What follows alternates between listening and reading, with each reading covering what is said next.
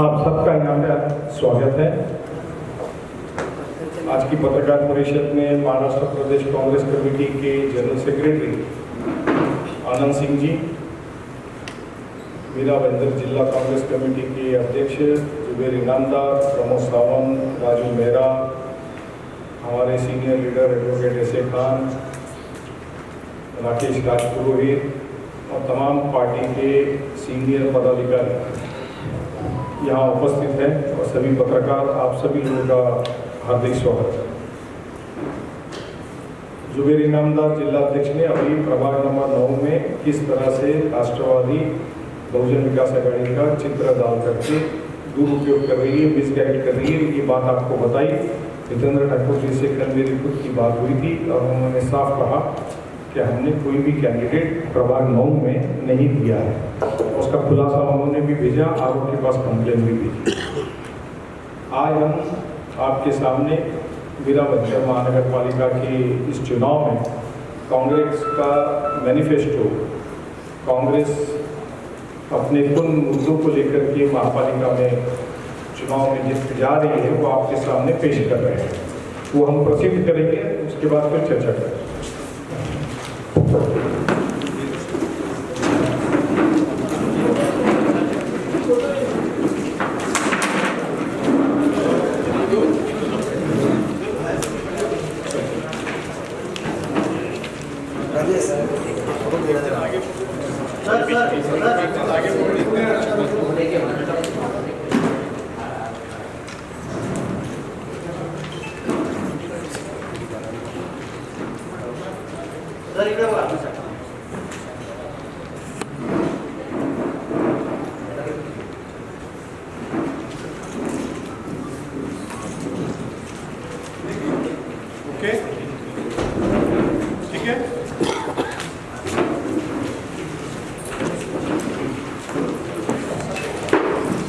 मीरा भाईंदर शहर देश का सबसे फास्टेस्ट ग्रोइंग अर्बन एरिया है। 1980 में शहर की आबादी 50,000 75,000 के आसपास थी। 91 में वो 2.25 लाख हुई जब नगर परिषद बनी और 91 से लेकर तो 2001 तक शहर की आबादी 5 लाख हुई। 5 लाख से 2011 तक वो 8 लाख पहुंची और क्योंकि 2011 से लेकर अभी तक सेंसस नहीं हुआ है तो तकरीबन हाउस टैक्स के माध्यम से अगर गिना जाए, हाउस टैक्स एक उसका प्रमाण है जिसके माध्यम से हम पॉपुलेशन गिन सकते हैं। तो तकरीबन 15 लाख की आबादी का शहर आज मीरा भाईंदर है। देश की फास्टेस्ट ग्रोइंग अर्बन सिटी है और इसीलिए कांग्रेस ने 91 में इसकी नगर पालिका बनाई, सारे ग्राम पंचायतों को मिलाकर के, और उसके बाद 2002 में इसे महानगर पालिका बनाया गया। और जब 2002 में महानगर पालिका बनाई गई और 2004 में कांग्रेस की केंद्र की सरकार आई, तब पंतप्रधान मनमोहन सिंह जी के नेतृत्व में पूरे देश में 65 अर्बन सिटीज को सेलेक्ट किया गया और जहाँ पे Jawaharlal Nehru urban renewal mission plan लागू किया गया। उस JNNURM के माध्यम से मीरा भाईंदर को भी इसमें समाविष्ट किया गया था और आज जो आपको बसेस दौड़ती हुई नजर आती है वो उसकी ही वजह से है कि वो बसेस इस शहर में नजर आ रही है। उसी के साथ में अंडरग्राउंड ड्रेनेज सिस्टम के लिए भी फंडिंग वहाँ से हुई। उसी बीच में 2004 में जब विलासराव देशमुख साहब इस देश में, इस राज्य में मुख्यमंत्री थे तो पूरे MMRDA रीजन के लिए 1.5 लाख करोड़ रुपए का नियोजन तैयार किया गया।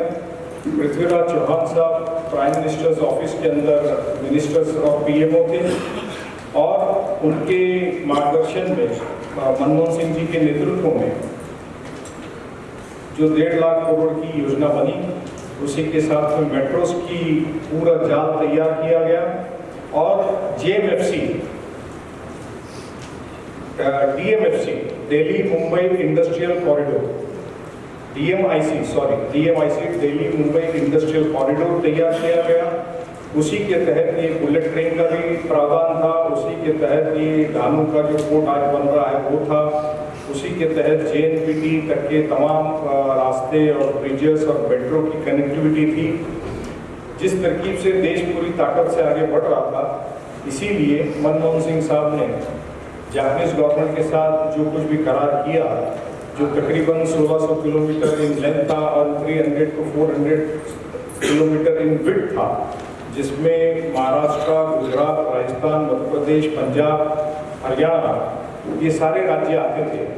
जापान के पास में क्योंकि ज़मीन कम है, मैन पावर कम है और दुनिया के अंदर इकोनॉमिक फोरम पे उसे कॉम्पीट करने के लिए अपना प्रोडक्शन वर्ल्ड में अगर रखना था तो उसे एक ऐसा कंट्री चाहिए थी जहाँ पे लैंड की वैल्यू कम हो, मैन पावर सफिशिएंट हो और जहाँ पर सारे पोर्ट्स अवेलेबल हो, जिसके माध्यम से वो पूरे देश के अंदर इकोनॉमिक फोरम पे वो अपनी ताकत बढ़ा सके।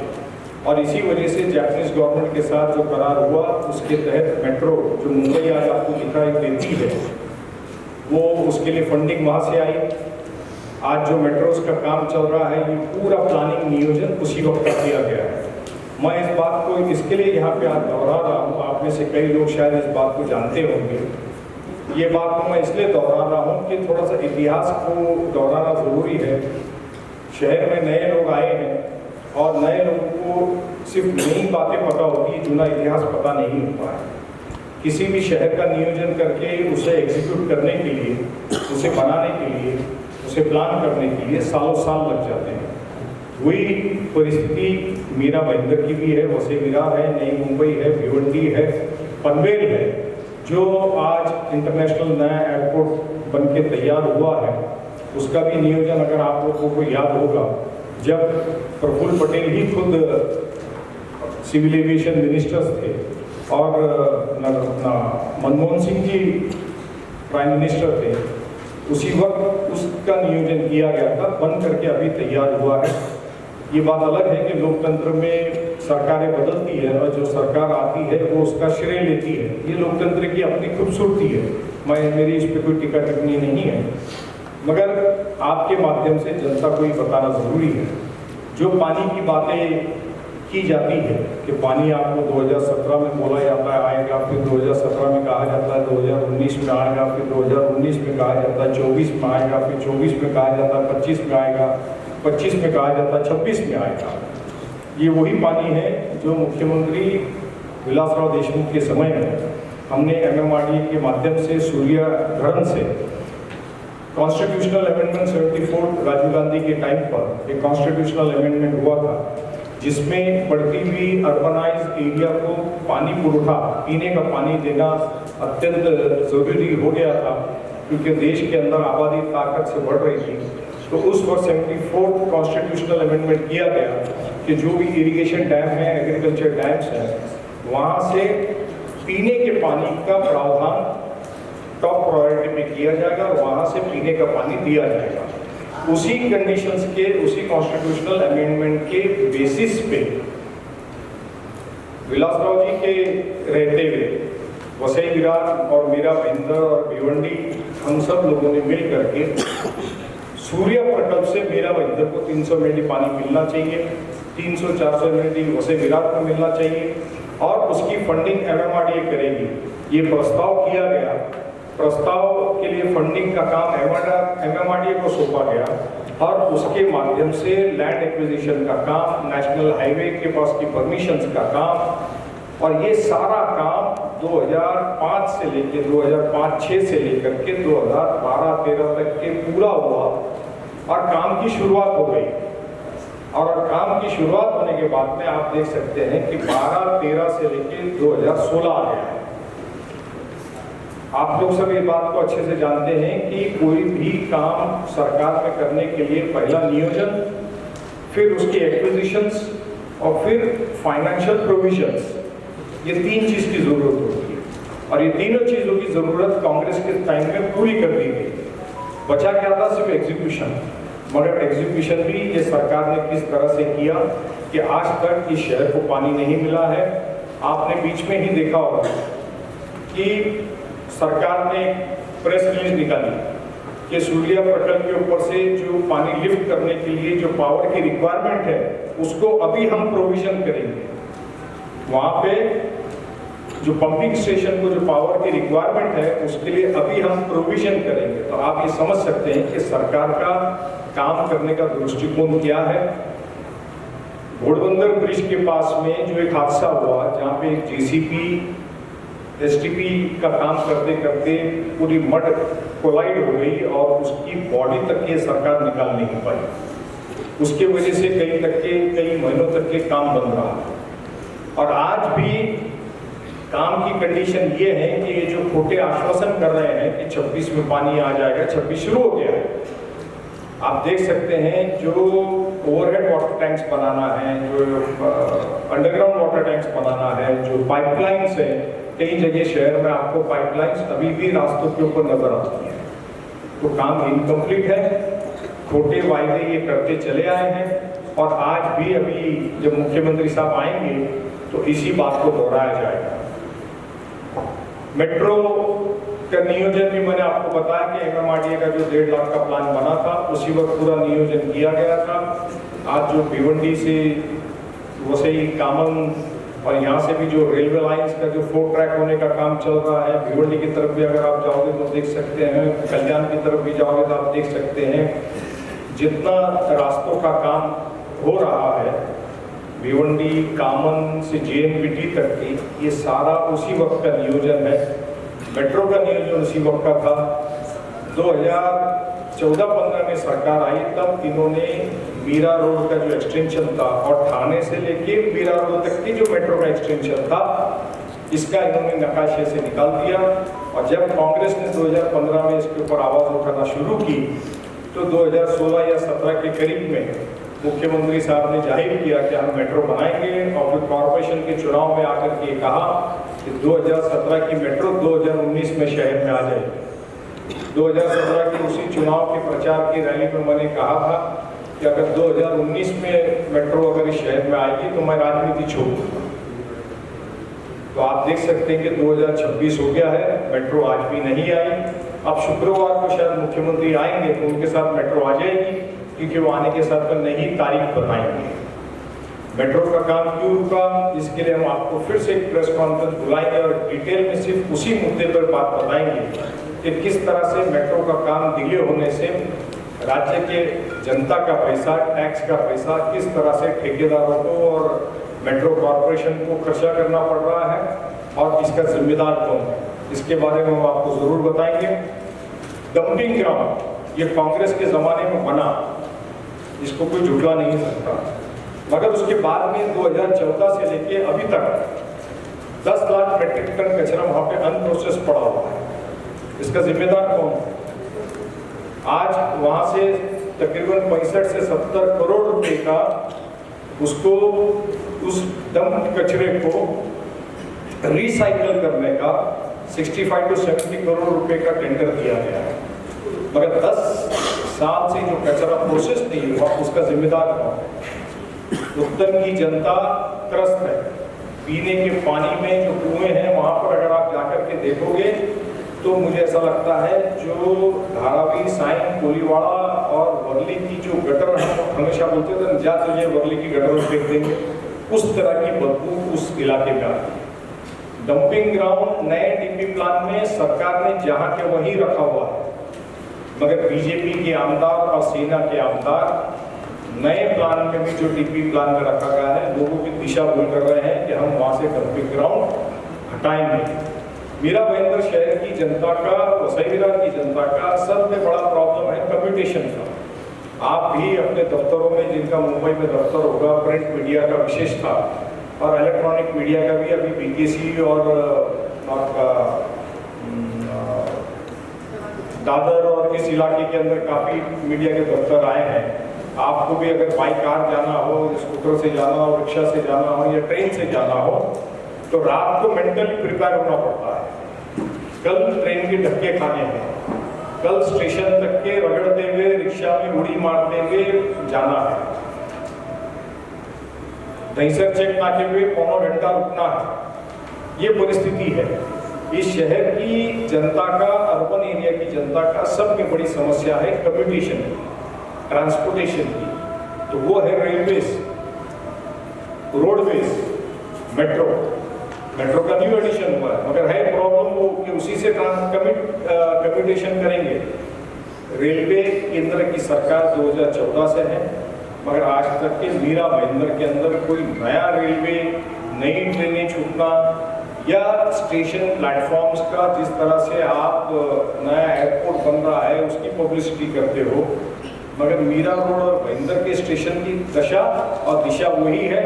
एस्केलेटर्स 2014-15 में हम लोगों ने जो सैंक्शन करवाया था वो एस्केलेटर्स अभी तक लगते हैं, उसी की तस्वीर जाकर के उद्घाटन किया जाता है, तस्वीरें छापी जाती हैं। खेल के मैदान और डीपी प्लान और कानून व्यवस्था और परिवहन, पार्किंग, आरोग्य सेवा, महिला सशक्तिकरण, महानगर पालिका की जन कल्याण योजनाएं, भाजी मार्केट, भूमिगत गटर योजना, शौचालय और पर्यावरण, ये सारी समस्याएं जो है इस शहर में जैसे कि वैसी पड़ी है। अंडरग्राउंड ड्रेनेज सिस्टम, एसटीपी के केंद्र सरकार से पैसे आए, राज्य सरकार से पैसे आए, उसके बावजूद आज भी ये 100% नॉन फंक्शनल है और लोगों को, उन परिसर के लोगों को तकलीफ उठाई जाती है। मीरा भाईंदर में नए भाजी मार्केट आपको बताया जाता है कि हमने भाजी मार्केट बनाए, तो जीसीसी क्लब के पास में जो नाले जाते हैं उसके ऊपर छपरा डाल करके नए भाजी मार्केट बने। भाईंदर वेस्ट के अंदर जो ग्राम पंचायत के जमाने से भाजी मार्केट चला आया है वही भाजी मार्केट है। भाईंदर वेस्ट में ना नया भाजी मार्केट बना, ना नया शौचालय बना, जो जूने शौचालय हैं उनको सॉल्ट बैंक की जगह है बोल करके बात को टाल दिया जाता है। कचरा शहर से उठता नहीं है। परिवहन की व्यवस्था आप और हमारे सामने है कि किस तरह की बसें चलती है, किस तरह से ड्राइवर, कंडक्टर्स और वहाँ पे रिक्रूटमेंट होते हैं और किस तरह से भ्रष्टाचार होता है। आरोग्य की सेवा में आप में से कई लोग जिला परिषद के ज़माने से इस गांव में रहते हैं और आप लोगों ने देखा कि वो टेम्पा जिला परिषद का अस्पताल था। कांग्रेस ने ऐसे टेम्पा हॉस्पिटल करके 200 बेड का हॉस्पिटल हमारे कॉर्पोरेशन की समय हम लोगों ने उसे बनाया। पिछले 10 साल में इन्होंने सिर्फ उसका नाम चेंज किया और सरकार के ताबे में दिया, और कभी भी इसके लिए जो 200 बेड का अस्पताल है उसे चलाने के लिए तकरीबन 100 करोड़ की रिक्वायरमेंट होती है पर एनम। पब्लिक डोमेन में गवर्नमेंट का बजट है पिछले 10-12 साल का, जाकर के आप लोग देख सकते हैं कि कितना बजट उस अस्पताल के लिए आया।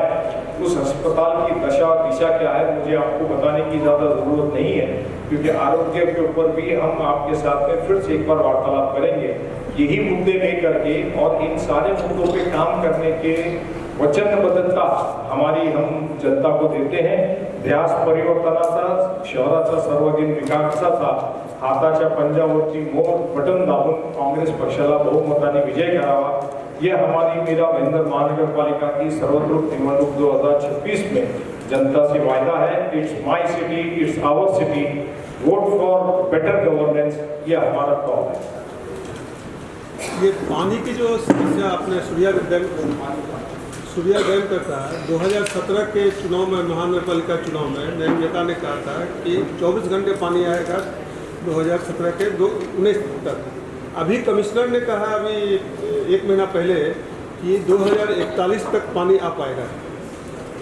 2041 तक मुझे इसके बारे में मालूम कमिश्नर ने अभी एक प्रेस कॉन्फ्रेंस लिया था जो हम लोग कुछ नए पानी की बात होगी वो शायद पूर्ण पानी नहीं, 40 तक का पानी का प्रोविजन किया पूरा प्रोविजन नहीं, वो 300 MLD देखिए क्या होता है, कम रूल है पानी का। मैं वाटर डिपार्टमेंट का चेयरमैन रह चुका हूँ, प्रकाश जानता है, और अरुण भाई गुजराती थे, पवार साहब चीफ मिनिस्टर थे, तो अरुण हम लोगों ने काफ़ी काम किया, और जो इस शहर में आज पानी आ रहा है 200 MLD पानी को हम लोगों ने लाया, हम साथी टूट के गए थे।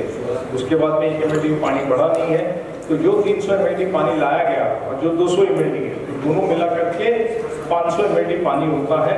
ऑन एन एवरेज 150 लीटर्स पर पर्सन, क्या उसका एक थंब रूल कैलकुलेशन होता है, उस तरह से किया गया कि अगले 30 साल तक के ये शहर की आबादी 30-35 लाख तक होगी, तो 150 लीटर्स के हिसाब से 450-500 MLD पानी सफिशिएंट होगा।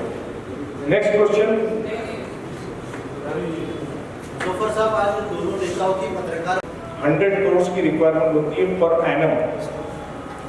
पब्लिक डोमेन में गवर्नमेंट का बजट है पिछले 10-12 साल का, जाकर के आप लोग देख सकते हैं कि कितना बजट उस अस्पताल के लिए आया। उस अस्पताल की दशा और दिशा क्या है मुझे आपको बताने की ज़्यादा ज़रूरत नहीं है, क्योंकि आरोग्य के ऊपर भी हम आपके साथ में फिर से एक बार वार्तालाप करेंगे यही मुद्दे लेकर के, और इन सारे मुद्दों पे काम करने के वचनबद्धता हमारी हम जनता को देते हैं। ध्यास परिवर्तनाचा, शहराचा सर्वांगीण विकासाचा हाताच्या पंजावरती मोर बटन दाबून काँग्रेस पक्षाला बहुमताने विजय करावा, यह हमारी मीरा भाईंदर महानगरपालिका की सर्वोत्तम निवडणूक 2026 में जनता से वायदा है। It's my city, it's our city, vote for better governance, यह हमारा टॉप है।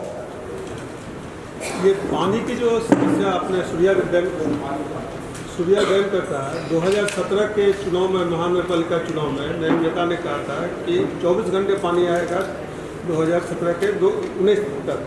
अभी कमिश्नर ने कहा अभी 1 महीना पहले कि 2041 तक पानी आ पाएगा। 2041 तक नहीं, मुझे इसके बारे में मालूम कमिश्नर नहीं ने है। अभी एक प्रेस कॉन्फ्रेंस लिया था जो हम लोग बैठने थे, कुछ नए पानी की बात होगी वो शायद। 2041 वाला था, पूर्ण पानी नहीं, 2041 तक का पानी का प्रोविजन किया है। पूरा पूर्ण। नहीं, वो 300 MLD देखिए क्या होता है, थंब रूल है पानी का। मैं वाटर डिपार्टमेंट का चेयरमैन रह चुका हूँ, प्रकाश जानता है, और अरुण भाई गुजराती थे, पवार साहब चीफ मिनिस्टर थे, तो हम लोगों ने काफ़ी काम किया। और जो इस शहर में आज पानी आ रहा है 200 MLD पानी को हम लोगों ने लाया, हम साथी टूट के गए थे। उसके बाद में 1 MLD पानी बढ़ा नहीं है, तो जो 300 MLD पानी लाया गया और जो 200 MLD है, तो दोनों मिला करके 500 MLD पानी होता है। ऑन एन एवरेज 150 लीटर्स पर पर्सन, क्या उसका एक थंब रूल कैलकुलेशन होता है, उस तरह से किया गया कि अगले 30 साल तक के ये शहर की आबादी 30-35 लाख तक होगी, तो 150 लीटर्स के हिसाब से 450-500 MLD पानी सफिशिएंट होगा। Next question. जोफर साहब, आज दोनों नेताओं की पत्रकार विधायक नरेंद्र पर्सनल अटैक किया जा रहा है। मैंने पहले भी इस बात को चुनाव के शुरू होने से पहले कहा था कि चुनाव में हर पॉलिटिकल लीडर्स की जिम्मेदारी बनती है कि एक अपना लेवल मेंटेन करें, कैंपेन का भी, आरोप प्रत्यारोप का भी। राजनीति है, चुनाव है, एक दूसरों पे आरोप प्रत्यारोप चलते रहते हैं, होते हैं, होने भी चाहिए, वरना लोगों को हकीकत भी नहीं पता होती है। मगर अगर इस तरह की बातें हो रही है तो ये दुर्भाग्यपूर्ण है। मेहता जी ने आज एक वीडियो दिखाकर ये साबित किया कि आपका शिवसेना से में गठजोड़ है। इस पर आप क्या कहेंगे? ऐसा है कि परसों हो गया आपका सवाल, इनका सवाल एक जैसे ही। परसों रामकथा में जन सेवा समिति है शांतिनगर सेक्टर 10 में, मैं वहाँ गया था, और मेरे जाने के 5 मिनट के बाद आमदार साहब आए और वो नीचे बैठ रहे थे, मैंने बुला के अपने बाजू में बिठाया। हम दोनों का सत्कार एक साथ हुआ। अब इस पे क्या कहोगे, हम दोनों बीजेपी और कांग्रेस वाले एक साथ प्रचार कर रहे हैं। कई बार ऐसा होता था कि गीता जयंती जब आमदार थी, मैं किसी कार्यक्रम में जाता था, पीछे से वो आ जाती थी। कहीं ये होता था कि वो वहाँ पर है और मैं पहुँच जाता, तो क्या हम लोग साथ में प्रचार कर रहे हैं। लेकिन इस बात का कोई तथ्य नहीं है। प्रचार रैली में गठबंधन को लेकर बहुत सारे लोग कंफ्यूज है, जनता भी कंफ्यूज है। तो कांग्रेस का गठबंधन ऑफिशियली किसके साथ है, ये अब भी कंफ्यूज है। आप क्या कहना चाहेंगे सर? हमने पिछले प्रेस कॉन्फ्रेंस में ये क्लियर कर दिया था कि कांग्रेस अपने बलबूते पे अलग चुनाव लड़ रही है, अकेले चुनाव लड़ रही है, और कांग्रेस का सामना इस शहर में जितनी पॉलिटिकल पार्टी इंडिपेंडेंट चुनाव लड़ रहे हैं सबके साथ है।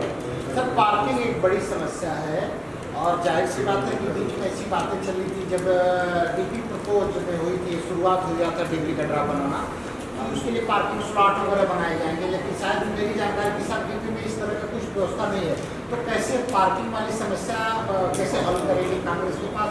क्या विजन है, क्या प्लान है, ड्राफ्ट क्या है? 1997 में 91 में पहली नगर परिषद बनी और डीपी प्लान बनने का काम की शुरुआत हुई। मैं लियो साहब उसी समिति में थे और हम लोगों ने ड्राफ्ट डेवलपमेंट प्लान 97 में पब्लिश कर दिया था। और कोई भी डीपी प्लान किसी भी शहर का 20 साल का उसका टेन्योर होता है, तो 2017 में इसका टेन्योर खत्म हुआ। अब इस सरकार की जिम्मेदारी थी कि उसकी बनाने की शुरुआत 2012, 14, 15 में कर देनी चाहिए थी, नहीं की। उन्होंने 2022-23 में ड्राफ्ट डेवलपमेंट प्लान पब्लिश किया, जिसमें तकरीबन 50 से ज़्यादा ऑब्जेक्शंस हम लोगों ने लिए। 2-3 घंटा प्रेजेंटेशन हमने खुद ने दिया। 2022-23 से लेकर 2025-26 आ गया। हमने इसमें PIL, हमारे वर्कर यहाँ बैठे हैं, राकेश राजपुरोहित और अमित शर्मा और विकास सिंह ने हाईकोर्ट में एक पिटीशन डाली। उस पिटीशन के माध्यम से सितंबर में कोर्ट ने गवर्नमेंट को डायरेक्शन दिया कि आप ये सारे ऑब्जेक्शन सजेशन को सुनकर इन पे अंतिम फैसला करें। 30 नवंबर आखिरी तारीख दी गई थी। आप देख सकते हैं कि सरकार कितनी इस शहर को लेकर के सीरियस है। आपको इस बात से पता लगता है कि कोर्ट के डायरेक्शन के बावजूद भी सरकार ने हियरिंग नहीं की। हमको, वकील को, हमारे गवर्नमेंट को कंटेम्प्ट की नोटिस भेजनी पड़ी, उस पर भी सरकार का कोई जवाब नहीं। अब सरकार के खिलाफ में हम कंटेम्प्ट पिटीशन डालने वाले हैं इस इलेक्शन के बाद में। तो जो मुद्दे हम लोगों ने उपस्थित किए थे, जो आप कह रहे हैं, पार्किंग का मुद्दा था, मेट्रो स्टेशन, आज मुंबई का क्या हाल है, कहीं स्कूटर खड़ी नहीं हो सकती, कहीं गाड़ी नहीं खड़ी हो सकती, कहीं टैक्सी खड़ी नहीं हो सकती। हम बात कर रहे हैं हिंदुस्तान को, मुंबई को, पता नहीं दुनिया की कौन कौन सी कंट्री से कंपेयर करते हैं, मगर आप अगर जहाँ भी जिस कंट्री में भी, मैं किसी कंट्री का नाम लेकर के उस पर कंट्री बहुत ग्रेट है मैं कहना नहीं चाहता हूँ, मगर हमारा प्लानिंग कितना अभावी है ये बताना चाहता हूँ। कि हमने सजेशन दिया था कि ये जो दहीसर का मेट्रो स्टेशन है, बाजू में जो BMC की जगह है, वहाँ पार्किंग लॉट बना दीजिए। वो ज़मीन गवर्नमेंट ने बेच दी। हमने सजेशन दिया था कि MIDC के पास में एक पार्किंग लॉट बनाया जाए, जो ज़मीन MIDC के पास है, वो ज़मीन मेट्रो कॉर्पोरेशन को देके वहाँ एक पार्किंग लॉट बनाया जाए, ताकि काशीमीरा का जो मेट्रो स्टेशन है वहाँ कहीं ज़मीन है ही नहीं अवेलेबल, मुंशी कंपाउंड और यहाँ पे जो मेट्रो स्टेशन बन रहा है, तो लोग वहाँ गाड़ी पार्क कर सकते हैं। इस शहर में रहने वाला नागरिक जो है वो सवेरे ट्रेन पकड़ के जाता है, शाम को ट्रेन पकड़ के आता है, रिक्शा और बस से जाता है। तो उसी तरह से मीरा भाईंदर के सारे स्टेशनों के पास हमने पार्किंग लॉट्स का उनको सर्वे नंबर के साथ, शीट नंबर के साथ ये सारी माहिती दी थी, मगर सरकार इस पर नॉन सीरियस है। तो हमने कहा था आपको कि हम इसको कोर्ट के माध्यम से लड़ेंगे। हम कोर्ट के माध्यम से इस शहर की सारी सुविधाओं के लिए, जो भी सुविधाएं हमने इसमें लिखी है, सरकार जब नहीं सुनेगी तो हम कोर्ट के माध्यम से लड़ाई लड़ेंगे नहीं। हमने लड़ना शुरू कर दिया है और वो लड़ते रहेंगे। कुछ दिनों पहले तक आपने आपके इस वचननामे में करीब 17 मुद्दों का जिक्र किया है। जैसे जो पहला जो मुद्दा है टोल नाका, जो हमारे मीरा भाईंदर म्यूनिसिपल कॉर्पोरेशन के हद में आता है, तो क्या आप ऐसा कुछ प्रयास करेंगे कि ये टोल नाका मीरा भाईंदर शहर की म्यूनिसिपल कॉर्पोरेशन की हद से ही बाहर हो जाए, मुंबई चला जाए या दूसरे किसी हद में चला जाए? आपका प्लान क्या है एक्चुअली में, जैसा आपने सबसे पहले उसी को प्रायोरिटी दी? टोल नाके पे लोगों को 1-1 घंटा परेशानी उठानी पड़ती है, कई मौतें वहाँ हो चुकी है, और सरकार को हमने सुझाव, बहुत ही अच्छा और रीजनेबल सुझाव दिया था कि गवर्नमेंट के पास में BMC की 20,000 मीटर की ज़मीन है, उसके ऊपर वो टोल नाके को जब तक टोल लेना चाहती है वहाँ शिफ्ट करें। BMC के पास हमने RTI भी दिया, मगर BMC ने, आप मान सकते हो कि RTI का जवाब तक नहीं दिया। ये जो मेरे नामदार बैठे वही RTI उन्होंने एप्लीकेशन दिया था। तो सरकार कितनी नॉन सीरियस है मीरा भाईंदर की जनता की समस्या को लेकर के, ये आप समझ सकते हो। जितने मुद्दे हमने इसमें दिए हैं, हम इसको परस्यू कर रहे हैं, ये हमारी डिमांड है, इसके लिए हम काम करेंगे, इसके लिए हमने आश्वासन दिया, इसके लिए हम वचनबद्ध हैं। और जहां सरकार हमारी बात नहीं सुनेगी, हम जुडिशरी का दरवाजा खटखटाएंगे, जो हम खटखटा चुके हैं। जुडिशरी में हमने जितने सजेशंस हमने दिए थे 50-60 शहर के हित में, उन मुद्दों को लेकर हम लड़ाई लड़ते रहेंगे, चाहे वो टोल का हो, कि पानी का हो, कि वाटर का हो, कि गटर का हो, कि मीटर का हो या रंडिंग का हो। अभी कुछ दिनों पहले तक कांग्रेस जो है चुनाव वोट चोरी का मुद्दा उठाती रही थी, लेकिन जब वोट चोरी का, हाँ, वोट चोरी का मुद्दा उठाती रही है, लेकिन अब पिछले कुछ दिनों से जो है वो बंद हो गया है। और जब से शिवसेना, सेना और इससे BJP के बीच गठबंधन ना हो पाया, उसके बाद से कांग्रेस एकदम खामोश है। उसके बाद कांग्रेस एकदम खामोश हो गई है वोट चोरी के मुद्दे पर। वोट चोरी के मुद्दे पर नहीं, आपकी गलतफहमी है। हमने पिछले कॉन्फ्रेंस में भी कहा था कि इलेक्टोरल रोल के अंदर गड़बड़ी है, इसको लेके हम कोर्ट में जाएंगे। हमने पिटीशन भी तैयार किया कि 10 तारीख को यादी डिक्लेयर होगी और हम कोर्ट में जाएंगे, मगर इलेक्शन कमीशन ने क्या किया कि डेट पोस्टपोन किया, 15 तारीख को इलेक्शन डिक्लेयर किया और 15 तारीख को यादी डिक्लेयर किया। एक बार इलेक्शन प्रोसेस डिक्लेयर होने के बाद में तो कोई भी इलेक्शन पिटीशन को या इलेक्टोरल रोल पिटीशन को एंटरटेन नहीं करती। ये एक मुद्दा। डिम्पल मेहता का मुद्दा और संजय थरथरे का मुद्दा, क्योंकि मैटर कोर्ट में है, मैंने पिछली बार भी ज्यादा बात उस पर नहीं था, लेकिन आज आपने क्योंकि मुद्दा उपस्थित किया है, संजय थराड़े, सॉरी संजय थराड़े, तो आज मैं आपको फिर से बताना चाहता हूं कि कोर्ट ने उसमें जब पहली हियरिंग हुई, हमारे तरफ से तुलजापुरकर साहब खड़े थे, दीपक बागरी हमारे पिटिशनर है, जो प्रवक्ता है, जिन्होंने इस मुद्दे को उपस्थित किया था। कोर्ट ने महाराष्ट्र इलेक्शन कमीशन से जो डिस्कशन होता है ना, उसकी बात कर रहा हूँ। ऑर्डर में अलग है, ऑर्डर में अलग मतलब पार्टी बनाओ ये बताना, उस पर आ गया था। कोर्ट ने महाराष्ट्र इलेक्शन कमीशन से कहा कि under this public representative act 1950 FIR launch कीजिए। उस पर महाराष्ट्र इलेक्शन कमीशन ने कहा कि ये एफआईआर लॉन्च करने का अधिकार इलेक्शन कमीशन ऑफ इंडिया को है। कोर्ट ने उस पर कहा मेक देम अ पार्टी, और स्टेट से कहा, महाराष्ट्र स्टेट इलेक्शन से कमीशन से कहा कि file a reply, detailed reply, कि किस तरह 2 असेंबली सेगमेंट में नाम आपने रजिस्टर किया। नेक्स्ट हियरिंग पे रिप्लाई इलेक्शन कमीशन ने दिया ही नहीं। मतलब सुन लीजिए आप कि जुडिशरी का भी क्या हाल है और किस तरह गवर्नमेंट जुडिशरी को, इलेक्शन कमीशन जुडिशरी के डायरेक्शन को मानने तैयार नहीं। नेक्स्ट हियरिंग में election commission of Maharashtra and election commission of India की तरफ से किसी ने रिप्रेजेंटेशन ही नहीं दिया। मतलब लॉयर सामने है, आई नहीं। और महाराष्ट्र गवर्नमेंट की तरफ से पुलिस ने एक एफिडेविट सादर किया और उसमें कहा कि हमने आरओ से मालूमात ली, 145, 146 के आरओ से मालूमात ली। 145 में से एक का जिनके खिलाफ में पिटीशन है उनका नाम निकाल दिया गया। पिटीशन क्या था कि एफआईआर दाखिल हो कि 2 कॉन्स्टिट्यूंसी में नाम कैसा आता है। जवाब क्या दाखिल किया, तो ये हाल है। क्योंकि अभी इलेक्शन चल रहा है, अब पिटीशन दाखिल करने का मुद्दा नहीं है, जो यादी है उस पर चुनाव लड़ना है। और जनता इस बात को अच्छे से जानती है कि यादी में पूरा हेरफेर हुआ है। 10 नंबर की यादी 5 नंबर में, 5 की यादी 9 नंबर में, 9 की यादी 15 में, 15 की नंबर यादी 23 में। जनता भी बहुत अच्छे से समझ चुकी है और ये चुनाव में जब लोगों को अपना वोट डालने जाएंगे और जो परेशानी होगी तो वो आपको भी नजर में आएगा, जनता को भी नजर में आएगा। इसी से जुड़ा सवाल है, इसी से जुड़ा सवाल है। अभी कॉन्फ्रेंस हो गई प्रताप सरनाइक जी का, उनका एक आरोप लगाया कि जो मतदाता सूची में गड़बड़ी हुई थी वो अतिरिक्त आयुक्त प्रियंका राजपूत ने करवाई थी, जबकि उनके पति जो है कि भाजपा से जुड़े हुए हैं और वो बोले कि उनके खिलाफ मैं कार्रवाई की सिफारिश करूंगा। सर आपका क्या इस पर? हम तो पहले दिन से कह रहे हैं कि पूरा प्रशासन और election commission government of Maharashtra के कंट्रोल में चल रहा है। लोकतंत्र की धज्जियां उड़ाई जा रही है। किसी एक व्यक्ति विशेष अधिकारी के संदर्भ में टीका टिप्पणी करना कोई मतलब नहीं है, क्योंकि वो प्रशासन का अंग है, शासन के अंडर में है। मैं तो डायरेक्ट शासन और इलेक्शन कमीशन पे आरोप लगा रहा हूँ। सर कांग्रेस को लेकर के 2 सवाल है सर, छोटे-छोटे। पहला सवाल ये, साल 2007 के लोकसभा चुनाव में कांग्रेस 40% सीटों पे विजय होती है और आज कंडीशन ये है कि वो 40% सीटें भी नहीं लड़ रही। दूसरा सवाल सर, अगर मान लो सत्ता किसी को मेजोरिटी नहीं मिलती है महापौर के लिए, तो कांग्रेस का सपोर्ट किसको रहेगा?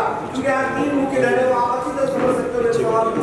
तो कांग्रेस का सपोर्ट भाजपा को रहेगा या शिवसेना को रहेगा? ऐसी सूचना आगे तो देखिए क्या होता है कि इतिहास की किताबें आप और हम सब पढ़ के बड़े हुए हैं, और जो शहर का भी इतिहास होता है वो हर कोई पढ़ चुका है। अब भविष्यवाणी करने के लिए मैं पंडित तो हूँ नहीं, तो जब भविष्य में रिजल्ट आएगा 16 को तो देखा जाएगा। प्रताप सरनाइक ने कहा कि वोट हो गया यार, वोट जो है वो सही हो गया।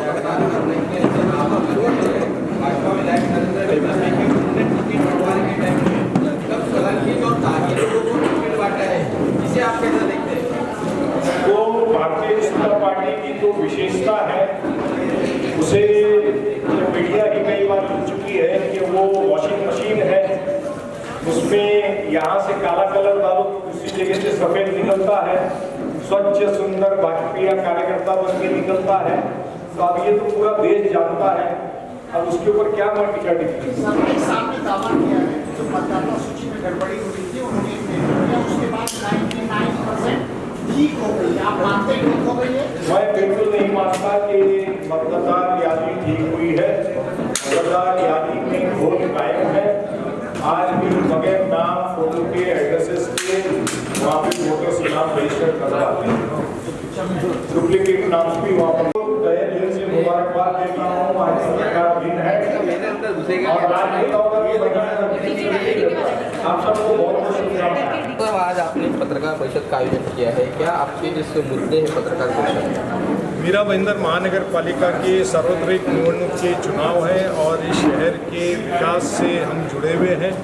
इस शहर के विकास में जो सारी समस्याएं हैं, विशेषतः टोल नाका मीरा भाईंदर का, पानी की समस्या, मेट्रो की समस्या, रेल की समस्या, पानी रास्तों की समस्या, water, gutter, meter, road, transportation, playgrounds, gardens, ये सारी समस्याओं के ऊपर उसका निर्वहन करना, ये ध्यास परिवर्तनाचा, शहराचा सर्वांगीण विकासाचा ये मैनिफेस्टो लेके हम लोगों के सामने आए। आज एक पत्रकार परिषद हुई जिसमें परिवहन मंत्री प्रताप सरनाईक ने आरोप लगाया है कि भारतीय जनता पार्टी ने टिकट बांटते वक्त मूल्यों का ध्यान नहीं रखा है, उन्होंने मनमानी की है, उन्होंने ऐसे दागी चेहरों को उन्होंने टिकट दिया है जिनके ऊपर कई सारे गंभीर किस्म के आरोप है। इसे आप कैसा देखते हैं इस बयान को? हाल ही में पंजाब पुलिस ने आकर के भाजपा के किसी कार्यकर्ता को, जिनको नरेंद्र मेहता आमदार साहब के साथ में कव्वाली गाते हुए वो मैं देखा हूँ वीडियो पे, और वो भाजपा के मंडल के कोई पदाधिकारी भी हैं, उनको पंजाब पुलिस आईजी के सुसाइड के प्रकरण उनको मीरा भाईंदर शहर से अटक करके ले गए। इससे पहले भी मीरा भाईंदर शहर में भाजपा के कई नगर सेवकों को अलग अलग केसेस में अरेस्ट हुए, उन पे आरोप लगे, मगर मुझे कुछ अचंभा नहीं लगता है क्योंकि देश भर में इस बात की चर्चा है कि सब में बढ़िया वॉशिंग मशीन वो भाजपा पार्टी है। दोनों बड़े नेता जो है एक दूसरे पे भूमाफिया का आरोप लगा रहे हैं, आप क्या कहेंगे? अब ज़मीन है और ज़मीन पर माफिया है और एक दूसरे पे आरोप करे तो मैं उसमें क्या करूँ? विधायक नरेंद्र मेहता ने आज आरोप लगाया है कि कांग्रेस और शिवसेना की आपसी छुपी दोस्ती है, उनका आपस में दोनों ने एक दूसरे से गठबंधन किया है और कई सीटों पर एक दूसरे को मदद कर रहे हैं। क्या उन्होंने वाटा का नाम लिया कि शिंदे सेना का नाम जो उन्होंने, और आपके कैंडिडेट और शिवसेना के कैंडिडेट साथ में कई जगह पे प्रचार कर रहे हैं, इस तरह के उन्होंने फोटो भी दिखाई मीडिया कर्मियों को। तो परसों वो और मैं एक भागवत सप्ताह में साथ में थे, उनका भी फोटो उन्होंने दिखाना चाहिए था। तो क्या बीजेपी और कांग्रेस साथ में प्रचार कर रही है? और नरेंद्र मेहता साहब ने तो बहुत ही साफ सुथरे अंदाज में कह दिया कि नयानगर की 8 सीटों पे हम राष्ट्रवादी अजीत पवार के लोगों को खड़ा कर रहे हैं। और खड़ा किनको किया है? जो कांग्रेस से गद्दारी करके गए थे, उन्हीं लोगों को राष्ट्रवादी के सिंबल पे खड़ा। फिर बात ये भी सुननी आती है कि एमआईएम को भी लाया गया है, वंचित को भी लाया गया है, तमाम अपक्षों को भी लाया गया है, सेना के भी लोगों को खड़ा किया गया है।